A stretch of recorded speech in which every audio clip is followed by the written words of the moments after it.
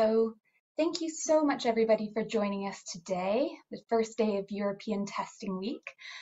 We are here today on behalf of EuroTEST to present a webinar on an updated definition of HIV late diagnosis, addressing misclassification of people with recent infection as diagnosed late. If we could go to the next slide, please. So I'd just like to do a bit of housekeeping before introducing myself and the fellow panelists here. So first of all, so we can just get to know each other a bit, it would be great if you could put your name and your affiliation and country in the chat to introduce yourself, just so we know who we have on the call. This webinar will be recorded and published, except for the Q&A session at the end. Great, so I'd like to introduce our speakers for today. So my name's Sarah Croxford. I'm a public health registrar in the West Midlands in the UK. I'm also an honorary principal scientist at the UK Health Security Agency, and my background's really in HIV surveillance. We'll have Peter Kerwin speaking today, who's an honorary scientist at the UK Health Security Agency as well. He's also a PhD candidate at the MRC Biostatistics Unit in Cambridge. Dr. Ben Seren, a scientist at Cienzano at the Belgian Institute for Health. We've got Dr. Anastasia Ferris, a principal expert in infectious diseases at the ECDC, and she'll be speaking on behalf of Georgie from the WHO as well. And Nikos Dedes will be giving us a community representative point of view from the European AIDS Treatment Group. Next slide, please.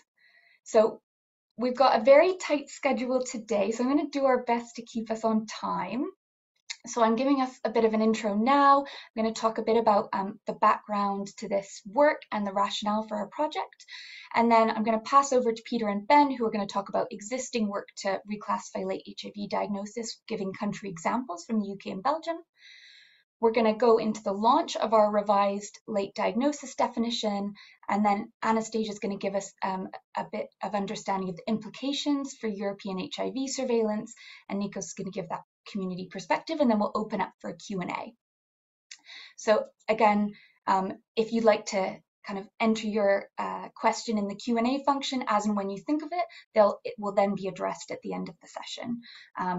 So yeah, I will do my best to do that, or you can save it to the end as well and speak verbally. And then we'll just do about 5 minutes at the end of rounding up and kind of summarizing what we've talked about. Okay, so this is a bit of background. So as we know, late diagnosis remains a key public health metric in assessing the success of HIV testing programs. We know that late diagnosis is associated with poor patient outcomes like mortality, increased risk of ongoing HIV transmission, and high healthcare costs. There was a previous consensus definition of late HIV presentation, which was published in 2010 by a previous iteration of this working group. And I've included the paper on the right there, and there's a QR code if you want a link to that paper. But the definition put forward by that group in 2010 was that late HIV presentation to be defined as when an individual presents for HIV care having a CD4 count of less than 350 cells per microliter, or with an AIDS defining event. And this definition has been used widely in the literature. It's been endorsed by ECDC and WHO, and it's really been used kind of in surveillance and research over the last 10 years. So why did we want to think about revising this definition? So what we do know is that HIV testing has expanded over the last 10 years. So moving into non-traditional settings, we've got kind of community testing, we've got testing in specialized sexual health services, but also general practice, into accident and emergency departments, and also an increase in kind of the HIV testing frequency. So people testing kind of every 3 months, particularly in gay and bisexual and other men who have sex with men populations who might be accessing PrEP.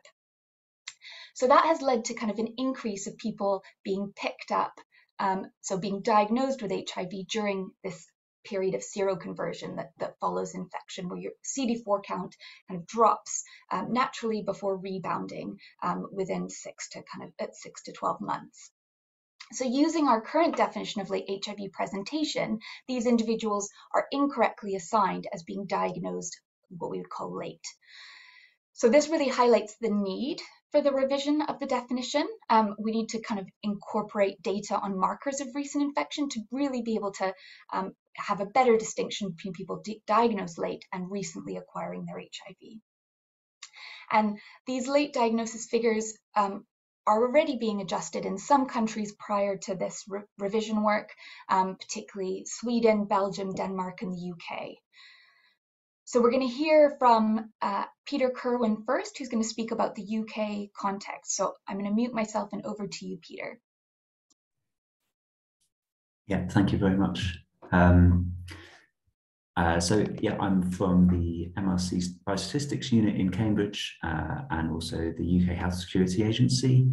And Sarah's given a really nice introduction to kind of the motivation for this work of reassessing late diagnosis in the era of increased and more frequent testing. So if we move on to the next slide, I'm going to be presenting some work. This is a sort of collaboration with a number of co-authors at the UK Health Security Agency, both in epidemiology and on the lab side. And I have there a reference to a paper. I'm just going to be presenting some of the results. It came out earlier this year, so if you want to have a bit of a deeper look at a later stage, I encourage you to take a look. Move on to the next slide. So exactly as has already been introduced, the previous definition of a late HIV diagnosis relied on this 350 threshold. And with our revised definition, what we're doing is looking at those people with a CD4 count less than 350 and seeing if there is any evidence to suggest that they might be in this seroconversion phase. And the evidence that we're considering here is evidence of a recent infection through a recency test or a serological test. And this is sometimes known as an avidity or a lag score. And the other piece of information that we would consider is also the evidence for a recent HIV negative test within the past 24 months. So when we've taken those information into account, we're able to come up with what we call a correction factor. And this is the number that we've reclassified divided by the number with a CD4 count less than 350. So kind of the correction that we make to that late diagnosis figure. Move on to the next slide. So just to take you through a little bit of the results, the population we've looked at to apply this definition are adults first diagnosed with HIV in England, Wales, and Northern Ireland between 2011 and 2019. And among that population, 81% had a baseline CD4 count available. Of those with a CD4 count, you can see here 55% had that serological test result available, which we call RETA. 41% had evidence for a previous negative HIV test. And overall, when we combine those two, there's some overlap, but 71% had either a RETA result or evidence for previous negative test.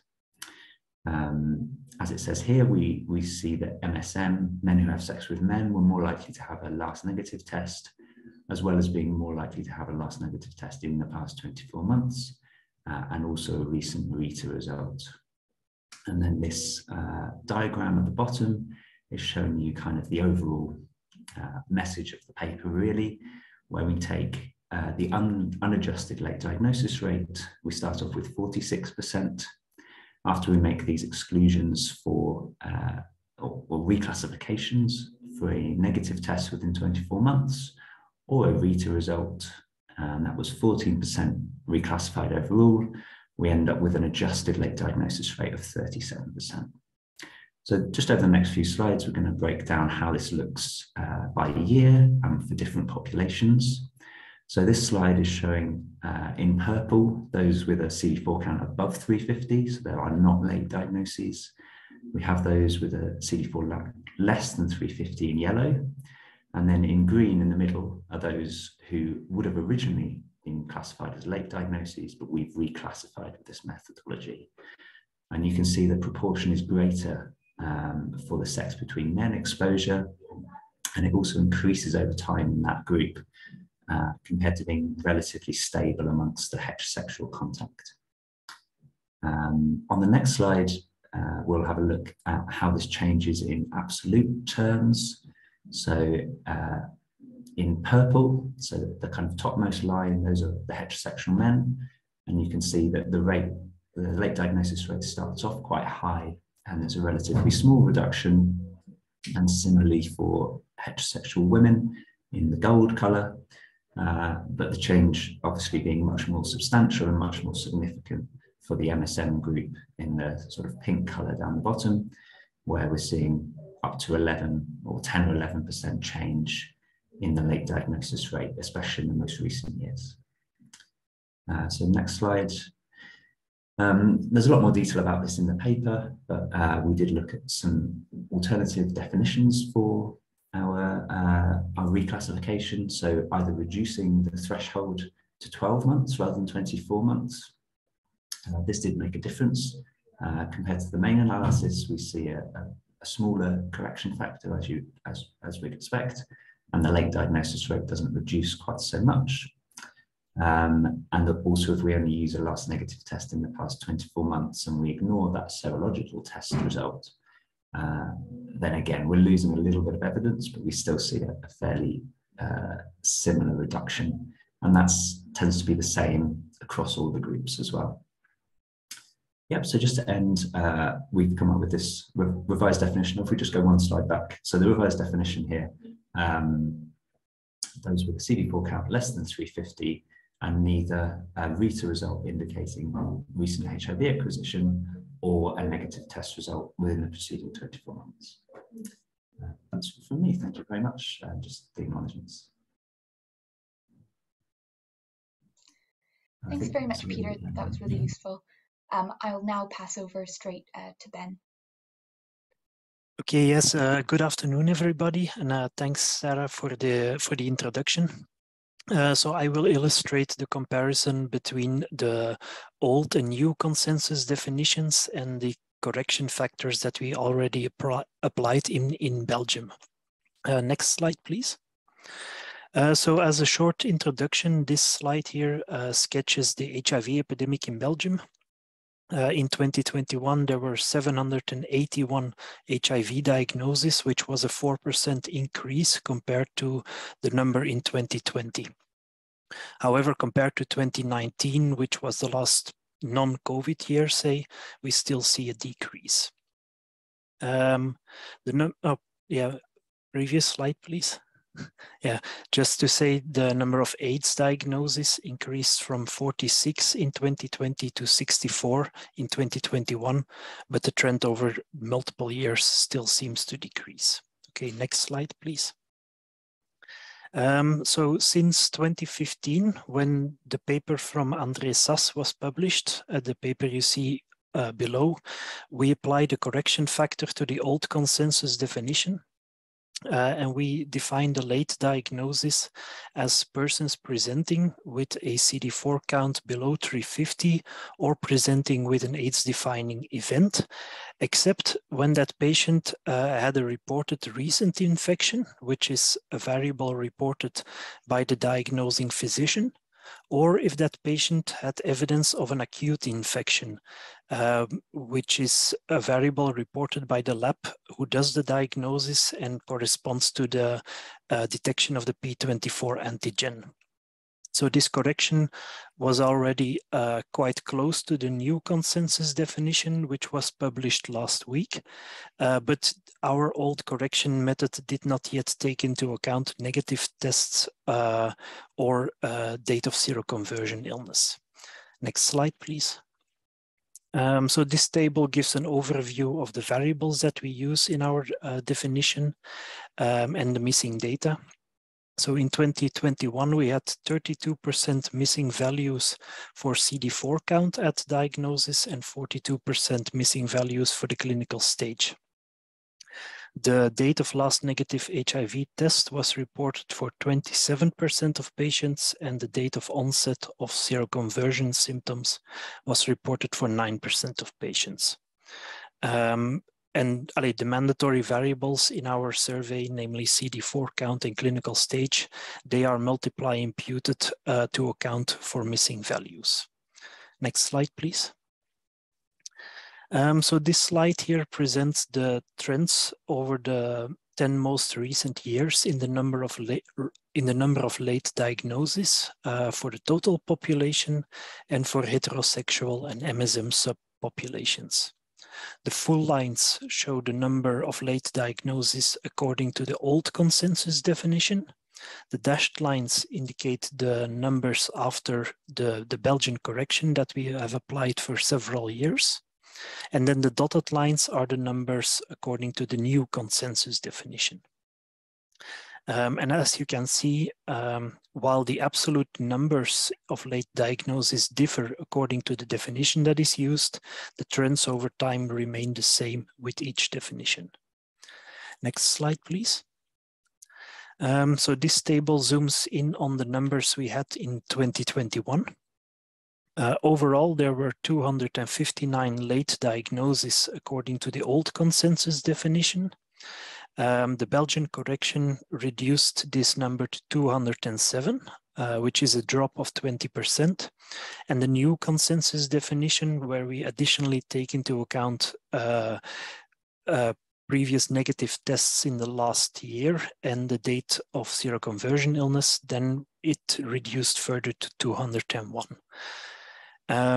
And as you can see for MSM, the corrections using the Belgian definition and the new consensus definition are larger than for heterosexuals. And the reason is similar to what Peter reported for the UK, is that acute infection and last negative test within 1 year are more often reported for MSM than for heterosexuals, thus leading to a larger correction factor in MSM than in heteros. This was the illustration for the Belgian data. Thank you for your attention.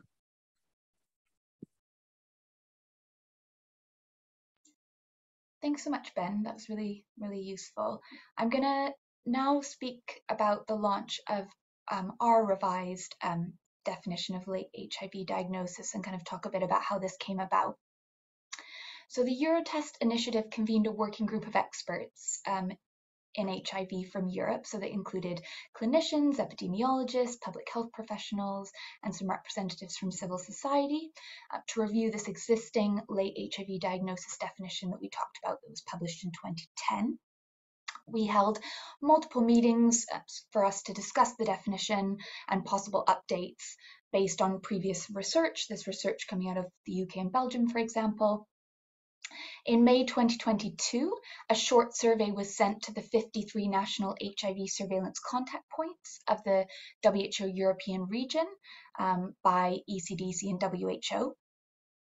We asked respondents to fill out a form on REDCap, so the Research Electronic Data Capture form, hosted at the Centre of Excellence for Health and Immunity and Infections, CHIP, in Denmark. And the main aim of this survey was really to better understand the availability and flow of data on recent HIV infection that would be needed to potentially reclassify late HIV diagnoses. So here is our definition. So late HIV diagnosis includes individuals first diagnosed with HIV with a CD4 count less than 350 cells per microliter or with an AIDS-defining event regardless of the CD4 cell count. People with evidence of recent infection, so being diagnosed during seroconversion, should be reclassified as not late. The evidence of recent infection that should be considered kind of hierarchically is laboratory evidence of recent infection. So the RITA work that Peter was speaking about, so recent infection testing algorithm, and presence of P24 antigen. Last negative HIV test within 12 months of HIV diagnosis. Clinical evidence of acute infection, so documented evidence of seroconversion illness, and people with evidence of having been previously diagnosed either abroad or in the same country should be excluded from the calculation of the proportion of the population diagnosed late. And I'm just going to pick up a few points here.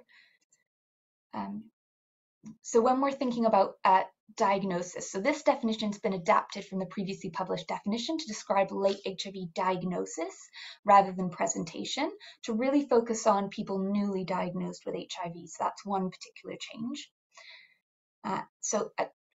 we also focus on this 12 months for the last negative test. That was kind of chosen as a pragmatic cutoff for timing of last negative test to kind of broadly align with the current HIV testing recommendations, where people should be tested annually based on risk. It's also known that people who are seroconverting recover their CD4 count, as I said, within 6 months to a year.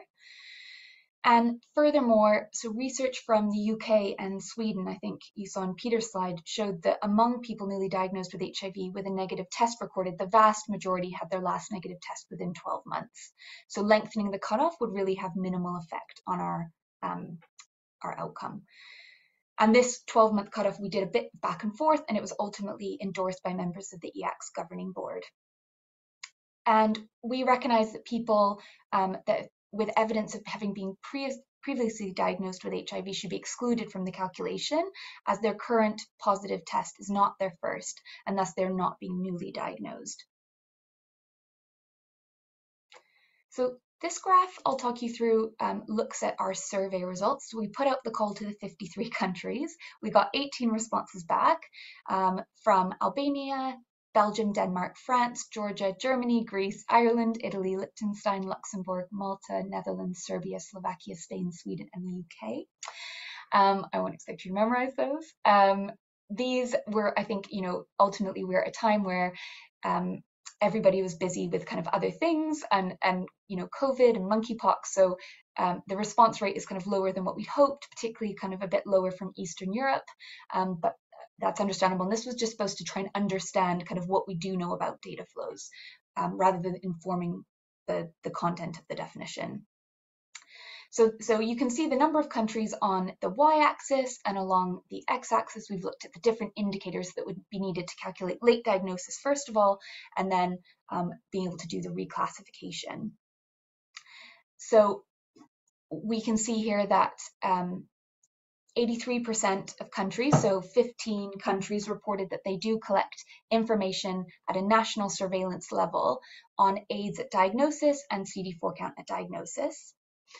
So that's encouraging. And then there was less data availability for other markers of recent infection. So only 28% of countries that responded, so 5, actually could provide at a national surveillance level incident HIV antibody test results.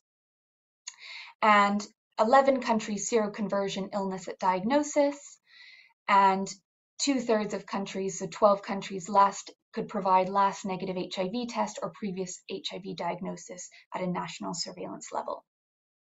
And I think what was encouraging, that if people said that the data wasn't available at a national surveillance level, there were indications that actually the data were being recorded locally and just not being passed up the chain to the national and reported to national surveillance bodies, or that the data were being collected by clinical cohort studies of people living with HIV, and so that there was potential there for data sharing or improvements to the system and kind of opportunities for collaboration. Next slide. So we feel our revised definition of late HIV diagnosis is a pragmatic approach to take into account this observed increases in testing and to ensure that the late diagnosis indicator remains relevant. It is dependent on robust reporting of surveillance data and reporting of evidence of recent infection.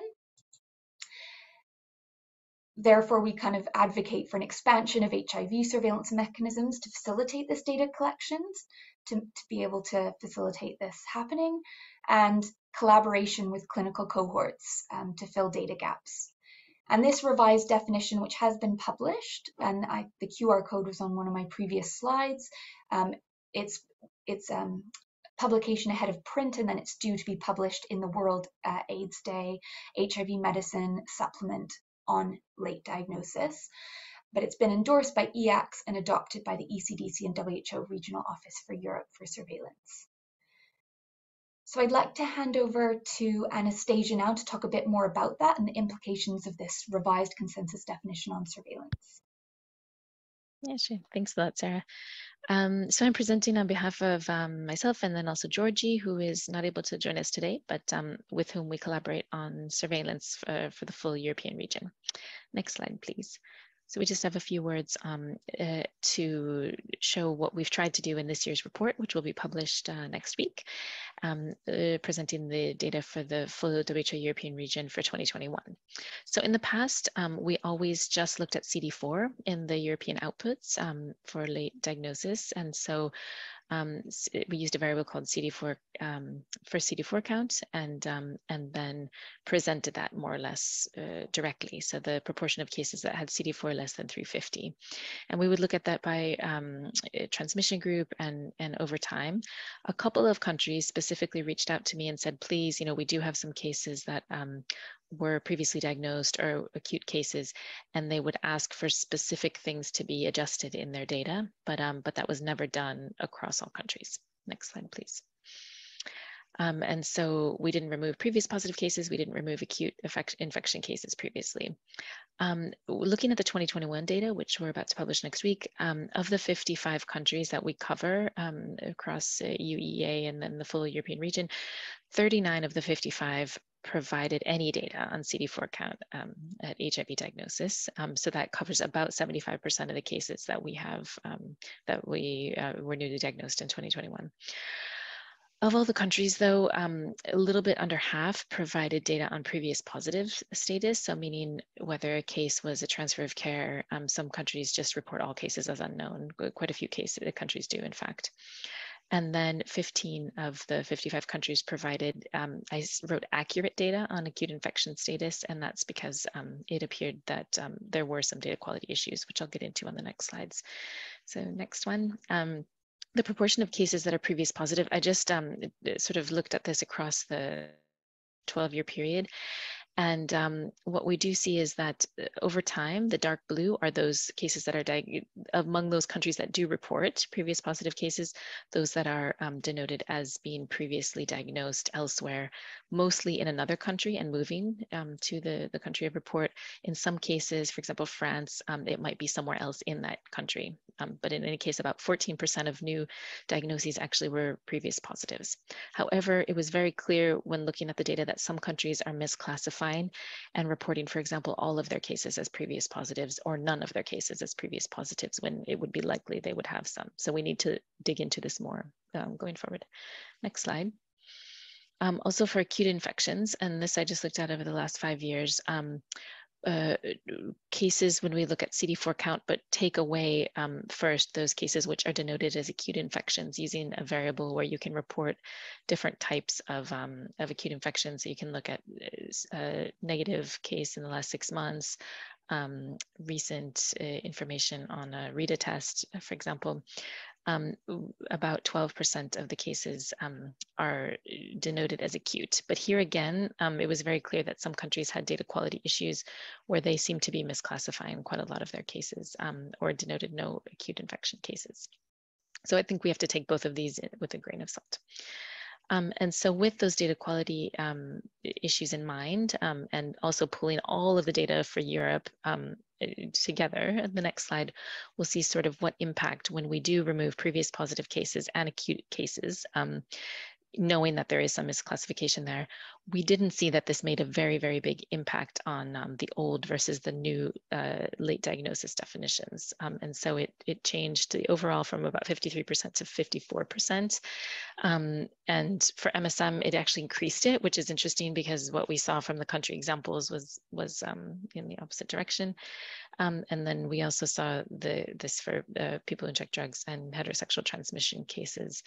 And so I think that because of some of the data quality issues that I'd outlined, we're not really seeing the impact of this very clearly yet at European level when we pool all of the cases, but really need to probably look at countries where we know that they have reported the variables to a high enough extent to be able to see this more clearly. So we do have a lot of work to do at European level to implement the definition more properly, and we will work on that in the network. So I think my last slide is the next steps. So we will work together with the European HIV network, first to update the metadata infection variable includes these different options for how you can report acute infections. And we need to change this 6 months to 12 months in order to align fully with the consensus definition. And so we'll discuss that with the network and revisit these options. Countries can report more than one of them. But we really need to work on improving data quality, and first turning to the countries where we know there's maybe misunderstandings of the variables and that they're using them inappropriately, but also to try to raise awareness amongst other countries to include these in the forms where possible and to report on the variables to a greater extent. And then we'll discuss also other options. And for example, as Sarah mentioned, working together with cohorts or other ways that we may use additional stakeholders to try to enhance the surveillance case reporting. So that's it from our side. And thanks very much to everyone who's worked on the webinar today, but also the consensus definition. Over. Thanks so much, Anastasia. I'd like to pass now to Nikos Dedes, who's joined us from Positive Voice EUTG. Nikos? Yes, hello to everyone. Well, it's a pleasure to be with you from the side of the people living where. Yes, this is better.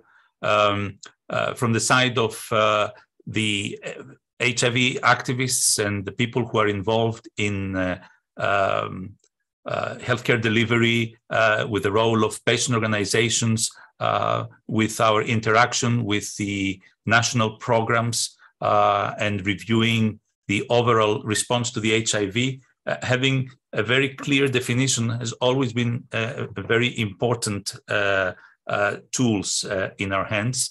And of course, as we have heard, streamlining this when it first was adopted had a huge impact.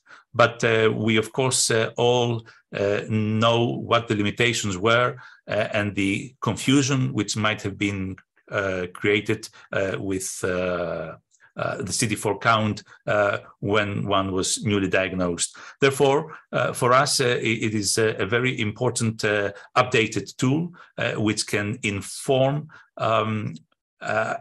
both our it will make much easier to know what are the numbers, what is the situation, what are the people who are undiagnosed, and it can help us both in the medical response to know and plan accordingly, but also very much in our prevention and in our diagnosis efforts.